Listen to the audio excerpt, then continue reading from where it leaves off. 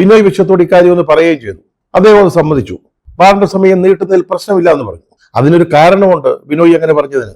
അതായത് ഇപ്പോഴേ ഈ ടൂറിസം മേഖലയിൽ പ്രവർത്തിക്കുന്ന ബാറുകളും ഒപ്പം തന്നെ സാധാരണ ബാറുകളും തമ്മിൽ ഒരു വിവേചനമുണ്ട്. അവർക്ക് 12 മണി വരെ പ്രവർത്തിക്കാം, ഈ ടൂറിസം മേഖലയിലുള്ളവർക്ക്. ചേട്ടാ, മറ്റുള്ള സാധാരണ ജനങ്ങൾക്ക് വേണ്ടി പ്രവർത്തിക്കുന്ന ബാറുകൾക്ക് എന്തുകൊണ്ട് ആ ഒരു സൗകര്യം കൊടുക്കുന്നില്ല? അതൊരു വിവേചനമല്ലയോ? ബിനോയ് വിശ്വമാണെങ്കിൽ തുടക്കം മുതലേ വിവേചനത്തിനെതിരാണ്. ഒരു കാരണവശാലും ഒരു കാര്യത്തിലും വിവേചനം പാടില്ല. അതാണ് അദ്ദേഹത്തിന്റെ സുചിന്തിതമായ അഭിപ്രായം. അതുകൊണ്ട് പാർട്ടിയുടെയും അഭിപ്രായം അതാണ്. അതുകൊണ്ടാണ് ഈ സമയം ഏകീകരിക്കുക. അതാണല്ലോ നമ്മുടെ MP രാജേഷിന്റെ ഒരു വാദം.